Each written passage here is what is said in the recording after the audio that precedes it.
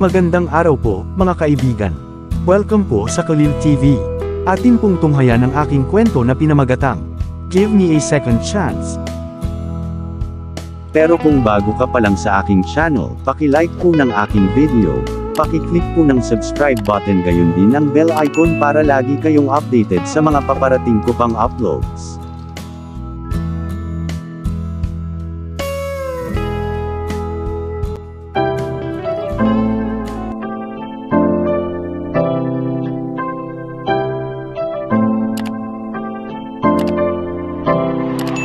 Khalil TV. Si Rhea at Khalil ay baliw sa pag-iibigan, kaya't ang lahat ay naniniwala na sila ay hahantong sa isang masayang buhay mag-asawa. Ganyan kamahal ni Khalil si Rhea. Napaka-possessive niya sa kanyang ari-arian, lalo na pagdating sa kanyang babae. Sa kabilang banda, si Rhea ay bulag na umiibig sa kanya. Iniwan niya ang kanyang mga magulang dahil sa kanya. Natagpuan niya ang kanyang kaligayahan sa loob niya at handa nang magsimula ng bagong buhay, ngunit isang hindi inaasahang trahedya ang nangyari sa kanilang buhay na hindi mahuhulaan ng sinuman. Sa wakas, pagkatapos ng mga araw at araw ng pagsusumikap, natapos na ang aming mga exams sa senior year. Malaya kami sa tinatawag naming hellhole. Tuwang-tuwa akong makita siyang muli at sabihin sa kanya ang balitang magpapabago sa aming buhay magpakailanman. Wala kaming plano para sa future, hindi pa man lang. Sa lahat ng oras na ito, ang aming pangunahing pinagtutuunan ng pansin ay ang aming mga paparating na exams, na salamat na natapos. Ngunit sa huli, ang mga bagay ay sumalungat sa aming hiling at biniyayaan kami ng Diyos ng isang sanggol. At ngayon lamang ng kaunting pasensya at pagkatapos ay isang maliit na bundle ng kagalakan ay makakasama sa aming maliit na pamilya. 7 linggo akong buntis na may malusog na sanggol. Nung una, akala ko may viral disease ako. Huwag mo akong sisihin, ang pagkahilo at pagsusuka ay nagpaisip sa akin hanggang kahapon. Ang pagkarga ko sa kanyang anak sa loob ng aking sinapupunan ay nagpadurog sa aking puso sa kaligayahan. Gusto kong sumigaw sa taas ng aking mga baga na nagsasabing I am officially going to be his. Sasalubungin namin ang aming bagong maliit na miyembro ng pamilya. Sa kasamaang palad, nasa college campus ako at ayaw kong takutin ang mga estudyante. Ano kaya ang magiging reaksyon niya? Seryoso, gusto kong makita ang mukha niya. Gusto kong makita ang ekspresyon niya.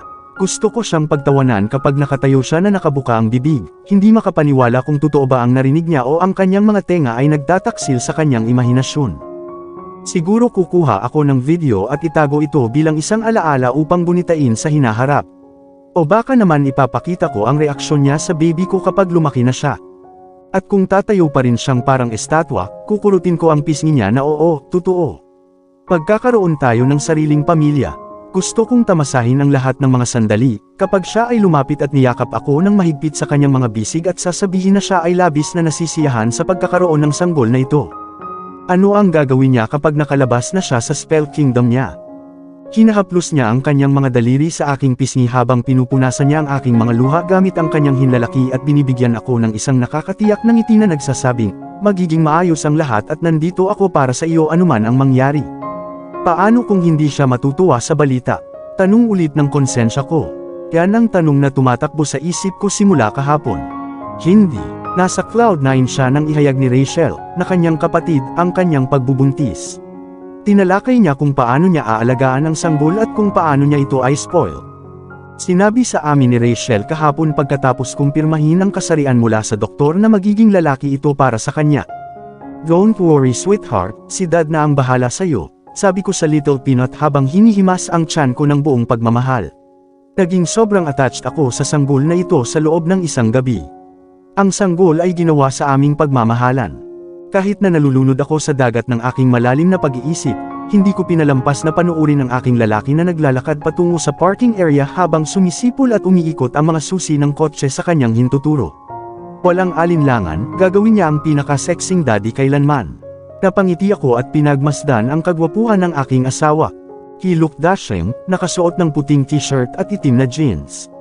Magulo ang buhok niya dahil ilang beses niyang sinuklay ang mga kamay nito. Nagniningning ang kanyang mukha na may armor at may malabong ngiti sa kanyang mga labi. Malamang iniisip niya ako. Inaasahan niya na nandoon ako sa parking area tulad ng ibang araw. Oops, late na ako, Khalil. Tinawag ko ang pangalan niya pero hindi umabot sa tenga niya. Nagsimula akong tumakbo na parang penguin papunta sa parking area pagkatapos niya, hindi ko maramdaman ang mga paa ko. Sa totoo lang, sobrang sakit ng ulo ko kaya hindi ako makalakad. Tumayo ako sa harap niya na humihingal, it took me a fine second to calm down. Nang makita niya ako, binigyan niya ako ng napakalaking ngiti at niyakap ako. "Kamusta ang exam mo?" tanong niya. "It was good, sayo?" Hingal na hingal ako. As usual, nagkibit balikat siya, umiti ako sa kanya, siya ang nangunguna sa aming kolehiyo. Ang mga exams na ito ay isang larong pambata para sa kanya. "Anong problema, Ria?" tanong niya nang mapansin niyang pinaglalaroan ko ang wedding ring ko. Nakaugalian ko na ang pagkalikot ng aking mga daliri sa tuwing kinakabahan ako. "Khalil, I wanted to tell you something," sabi ko sa kanya na kinakabahan pa rin sa aking wedding ring. Itinaas niya ang baba ko gamit ang kamay niya at sumandal ako sa hawakan niya. "Ria, may gusto din akong sabihin sa'yo," sabi niya kaya napakunot ang noo ko. Ano kaya ang sasabihin niya sa akin? "Let's break up," bulalas niya. "Ano?" Napatingin ako sa kanya na nalaglag ang pangako sa sahig. Hindi ko na control ang stupidity ko, napahagalpak ako sa tawa. "Khalil, I am here to tell you a piece of good news, but you are joking around." Mapaglaro kong hinampas ang balikat niya. Wala sa dictionary namin ang breaking at never niyang ginagamit ang mga salitang ito kahit para sa kalokohan. Imbes na ngitian niya ako, inilapat niya ang kamay sa dibdib niya at itinaas ang kilay. "Anong itsura? Bakit sa tingin mo ito ay isang uri ng biro, Miss Alvarez?" Nagtaas siya ng kilay. Natigilan ako sa aking kinatatayuan nang marinig kong tinawag niya ako mula sa aking apelyido sa halip na tawagin akong babe o wifey tulad ng dati. May nangyari, nawala na ang pagiging mapaglaro niya, bumalik siya sa kanyang pagiging seryoso. "Khalil, enough. Please stop this." Nangilid ang mga luha ko. Bakit niya ako pinaglalaroan? Paano niya ito nakikitang nakakatawa? "Well, Miss Alvarez, I am telling you the truth. Nagsasawa na akong umarte bilang mabuting boyfriend, more precisely, isang mabuting husband. Hindi ako kailanman naging interesadong makipagtali sa sinuman, lalo na sa iyo." Tinuro niya ang isang daliri niya sa akin. Gusto ko ulit siyang pagtawanan pero natatakot ako. Takot na isipin kung paano kung nagsasabi siya sa akin ng totoo. "Bakit?" itinanong ko. Nangingilid ang mga luha sa aking pisngi. "Naalala mo ba, January 2, 2012? Tanong niya sa pinakasual na tono niya na nagpalamig sa aking kaibuturan. Ang sandaling iyon ay parang itinapon ako sa iceberg habang ang tibok ng puso ko ay kumakabog ng husto sa aking dibdib. Bakit niya ito tinatanong ngayon? Iyon ang una naming pagkikita at hindi naging maganda ang pagtatapos. "You humiliated me in front of everyone. You fucking idiot, slapped me just because I kissed you once. Noong araw na iyon nangako ako sa sarili ko na gagawin kitang akin, at gagawing miserable ang buhay mo," sumigaw siya. "Pero hindi mo ako pinayagang hawakan ang katawan mo. Kaya nauwi ako sa pagpapakasal sa iyo para masira ka. This marriage is nothing to me, it's just a key I used to get your sanity." Bawat salita niya ay tumatagos sa puso ko. "Katawan mo ang kailangan ko, hindi ikaw," bulong niya sa tenga ko. Namanhid ang katawan ko at nanginginig ang mga paa ko. Hindi siya pwedeng magseryoso. Hindi siya ang Khalil ko. Ngayon ay nagiganti ako at gusto kong tanggalin ang dramang ito. Kinuha niya ang envelope sa bulsa ng pantalon niya at pinagpira-piraso. Ito lang ang ebidensya ng kasal natin. Kunin mo na," ibinato niya sa mukha ko ang mga piraso ng papel. "Well, you wanted to tell me of good news, right? Sana hindi na to good news." With that, agresibo niyang idinampi ang labi niya sa labi ko. This was the time na natigilan ako sa yakap niya. It was anything but a passionate kiss, pinakita ng halik ang lahat ng galit at puot na nararamdaman niya sa akin. Humiwalay siya sa halik at tumingin sa akin. "Aalis ako ngayon, kaya huwag mong sayangin ang oras mo sa paghahanap sa akin." Pagkatapos ay tumalikod siya at sumakay sa kanyang sasakyan. Maya-maya, nakarinig ako ng magaspang na tunog ng gulong na nagbigay sa akin ng mga pahiwatig na iniwan niya ako. Umalis siya, iniwan niya akong mag-isa, iniwan niya kami. Halos isang oras akong nakatayo doon. So all these years nagpanggap lang siya na mahal niya ako. At ginawa niya ang lahat ng iyon dahil sa isang madugong paghihiganti. Kailan pa ako naging walang muwang? Bakit hindi ko namalaya na pinaglalaroan niya pala ang nararamdaman ko? Pero hindi niya ako binigyan ng lugar para makapag-isip dahil nagkukunwari siya dahil ramdam kong totoo ang pagmamahal niya pero pinatunayan niyang mali ako.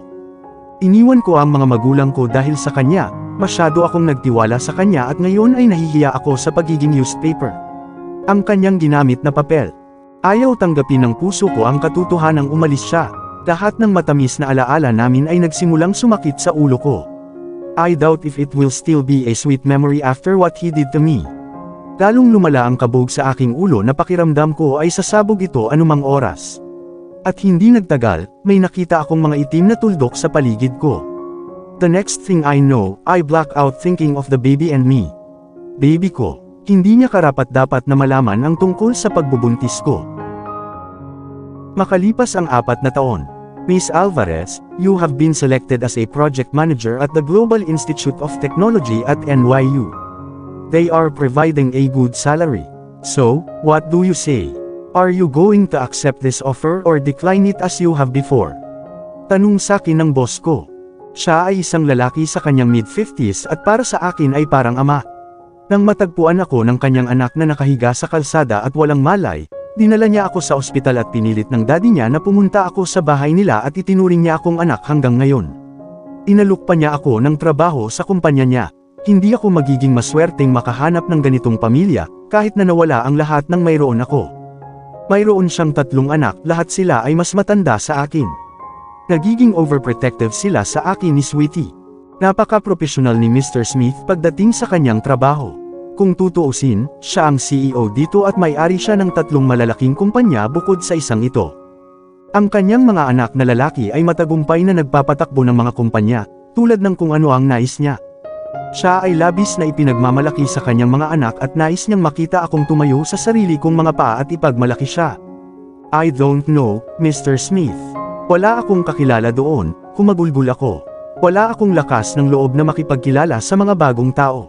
Come on Rhea, just call me John. Mr. Smith makes me sound old. Nagprotesta siya. Okay Dad, I have no idea what to do. I don't want her to feel lonely out there. You all are her family. What if she feels deserted after leaving all of you? Rhea, she's mama's girl. She'll have no problem until you are with her. I think she is fine but your mind is anticipating you. Sinabi niya ang totoo. Nagpakawala ako ng bagsak na buntong hininga. Tama siya, hindi ako makaalis sa lugar na ito. Ang lugar na ito ay nagdadala ng napakaraming alaala. Ang mga alaalang iyon ay bumabagabag pa rin sa akin. Medyo nabasa ang mata ko pero napapikit ako nang maalala ko ang mga pangyayaring gusto ko nang kalimutan ng tuluyan. Rhea, you have to be strong, at least for our Sweetie. Inayos ko na ang school para sa kanya. Magsisimula siyang pumasok sa school ngayong taon, tama ba? Kailan ba siya lumaki ng ganoon kabilis? Tumango ako at sumang-ayon sa kanya. Pabilis lumaki ang baby ko. Kung tatanggapin mo ang alok, ako ang magiging pinakamasayang tao sa mundo. You may not consider me as your father, but you are and you always be my daughter. Lagi kong gagawin ang pinakamabuti para sa iyo. Sincere niyang sabi. Pumasok sa aking isipan ang mga alaala ng ginawa sa akin ng aking mga magulang at nagsimulang tumulo ang aking mga luha. Iniwan nila ako habang ako ay 2 buwan na nagdadalang tao. Tinawag nila ako sa aking pangalan at tumanggi silang tanggapin ako at ang aking anak. Gusto nilang ipalaglag ko ang anak ko. Kaya umalis na ako sa bahay ko. Don't cry my girl, everything is going to be alright. Tumayo siya sa pwesto niya at tinapik ang likod ko para ay comfort ako. So, what's your decision? Pupunta ka ba o hindi? Tanong niya ulit sa akin na may pag-asa. Ayokong ma-disappoint siya, tumango ako. Siyempre gagawin ko, niyakap ko siya. Kung iyan ang gusto mo, aalis na ako, paniniguro ko sa kanya. I promise you, honey. You will be very happy there, he assured me back. Umiti ako sa kanya ng malawak at nagtanong, so, kailan ba talaga ako aalis papuntang New York? Aalis kayong 2 tomorrow ng 10:30 AM papuntang New York. Nakabook na ako ng tickets. I-email ko sila sa'yo. Sagot niya. But that's way too soon, hindi makapaniwalang sabi ko sa kanya, pero nagkibit balikat lang siya at binigyan ako ng inosenteng tingin. Siyempre, kanina pa niya ito pinlano. At alam niya kung paano ako kumbonsihin, napaikot ang mata ko sa isip. Mommy, ang aking 3 taong gulang na sanggol na babae ay tumakbo patungo sa akin na iniunat ang kanyang mga braso para yakapin, nang makarating ako sa aking tahanan. Oo, ipinaramdam nila sa akin na ito ang aking tahanan. I felt safe and home. Halos 3 taon na akong nakatira sa kanila simula nang ipanganak ko si Sweetie. Binuhat ko siya sa aking mga kamay at hinaplos ang kanyang chubby cheeks. Napahilamos siya sa mukha sa disgusto at pinunasan ang pisngi gamit ang mga kamay. Dumating si Tita Daisy at binuhat si Sweetie sa braso ko. Si Sweetie ang paborito nilang apo. Ria, mag-freshen up ka na at bumaba ka na. Kakain na tayo, sabi niya sa akin, napakapurol ng boses niya. Okay tita, I will be. Sinamaan niya ako ng tingin. Okay mom, I will be in a second, sabi ko sa kanya at pumunta sa kwarto ko. Nagagalit siya sa tuwing tinatawag ko siyang tita. Makalipas ang ilang minuto, umupo na kaming lahat sa dining hall at nagsimulang kumain ng aming hapunan. Pinakain ni Mommy si Sweetie ng paborito niyang pagkain, baked chicken, pero hindi niya ginalaw ang plato niya. Mom, hindi mo pa ginagalaw ang plato mo. Reklamo ko pero pinagpatuloy niya ang pagpapakain kay Sweetie na parang hindi niya ako narinig. Binigyan ako ni Dad ng isang magalang na ngiti at tumango ako. Alam ko yan ang ibig sabihin nito ay kailangan nating sabihin kay Mommy ang tungkol sa aking pag-alis. Baka hindi niya gusto ang ideyang umalis kami. Medyo tahimik ang natitirang bahagi ng hapunan, walang umimik maliban sa pag-iyak at pag-ungol ni Sweetie. Inihiga ko si Sweetie sa kanang bahagi ng aking kama. Mas gusto niya lagi akong kasama matulog. Pagkatapos noon, nagpalit na ako ng pijama at nang matutulog na sana ako ay may narinig akong mahinang katok sa pinto. Come in, sabi ko. Lumapit si Mommy at umupo sa gilid ng kama. Pulang-pula ang mga mata niya at alam ko ang dahilan. Isang hikbi ang kumawala sa bibig ko at agad ko itong tinakpan, ayokong magising si Sweetie. Iginiya ako ni Mommy sa balcony at pareho kaming umiyak sa balikat ng isa't isa. Pinunasan niya ang luha ko at umupo kaming dalawa sa upuan. Alam kong napakahirap para sa iyo, pero ginawa niya yun para sa ikabubuti mo. She tried to comfort me though she is the one who need comfort. Mommy, kinuha ko ang magkabilang kamay niya at gumuhit ng makinis na bilog gamit ang hinlalaki ko. What about you? Itinanong ko. Umiling siya, wala akong problema. I just want you and Sweetie to be happy, that's all. I will, sabi ko sa kanya at niyakap namin ang isa't isa. Naimpake mo na ba lahat ng damit mo? Tanong niya at tumango naman ako sa takot na baka pagtaksilan ako ng boses ko. Okay, sleep well, bukas kailangan mong gumising ng maaga, sabi nito at hinalikan ang noo ni Sweetie. Isinara niya ang pinto sa likod niya at humiga ako sa aking kama. Gumalaw si Sweetie sa kanyang pagtulog. Niyakap ko siya at pumikit. Kinaumagahan, nasa red bag yung bote ng tubig at yung snacks. Nilagay ko lahat ng laruan niya sa green bag kasama yung mga gamit niya. Huwag kang kukuha ng kahit ano sa stranger. Hawakan mo lagi yung kamay ni Sweetie. Nagpatuloy si Mommy sa kanyang lecture. Honey, calm down. She is going to New York. It just takes 8 hours from here. Not too far from here. Kung gusto mo, bibisitahin natin siya ng madalas. Panguumbinsi ni Daddy kay Mama habang pinupunasan ang kanyang mga luha. This time I stayed strong for Mom and Sweetie. Mom, it's okay, I will be fine, sabi ko sa kanya habang nauutal ang boses ko. Ria, sign ka dito. Inabot sa akin ni Dad ang isang file. Ano ito Dad? Tanong ko sabay open ng file. Ito ang contact form mo. May 2 years contract ang kumpanya sa iyo. So sign every page and I will courier this to them. Tumango ako at pinirmahan lahat ng papeles. Susunduin ka ng kaibigan ko pagdating mo sa airport at ipapakita niya sa iyo ang apartment mo. Be strong. Tinapik ni Dad ang balikat ko at binigyan ko siya ng maliit na ngiti. Pagbibigay ko sa kanila ng final goodbye ay pumasok ako sa flight at nagpakawala ng mabigat na buntong hininga. That's it. Ito ang simula at bagong buhay para sa amin. A new chapter with just me and Sweetie, living happily ever after, or at least umaasa ako. Past win. Habang naglalakad ako sa hallway na kinukutsa si Clara tungkol sa enkwentro niya kanina sa English professor namin kasama ang mga kaibigan ko, out of nowhere, may biglang tumulak sa pader sa balikat ko at bumagsak ang labi niya sa labi ko na labag sa kalooban ko para sa kung anong whole fucking minute. Nagpupumiglas ako para makawala sa pagkakahawak niya pero ang lakas ng pagkakahawak niya sa bewang ko, na nagpatigil sa paggalaw ko. Sinubukan ko siyang itulak palayo ngunit nabigo ako. Napakalakas niya. Sa wakas, ang douchebag na iyon ay kumalas sa kanyang pagkakahawak at tumabi upang ipakita ang kanyang bastos na mukha. Natigilan ako nang makita ko siyang may smuggy smirk sa labi. Ha? See, I told you guys, no one dares to ignore me and my kiss. Mayabang na sabi niya sa mga kaibigan habang hinahawakan ang ibabang labi. Nag-enjoy din siya, kinindatan niya ako. It took me a second to realize na part lang ito ng bet or dare na ginawa niya sa mga kaibigan niya gaya ng karaniwan niyang ginagawa. Naiinis ako sa guts niya at sa ugali niya. Siya ay isang sikat na lalaki sa aming kolehiyo, hindi lamang dahil sa kanyang bastos na ugali, siya rin ay isang topper at pinakamatalino na estudyante ng St. Stephen's College. Bukod sa pagkakaroon ng mainit na tanned na katawan, siya ay may labis na kumpiyansa dahil ang bawat babae ay naglalaway sa kanya at mahal niya ang katotohanan at ginagamit ang mga ito. Hindi na kailangang sabihin, isa siyang malaking playboy at hindi talaga mahalaga sa kanya ang emosyon ng ibang tao. Nagkagusto sa kanya ang lahat maliban sa isang babae na ginamit ang kanyang common sense upang makilala ang tunay na bahagi niya. Ano, sarili ko ang sinasabi ko.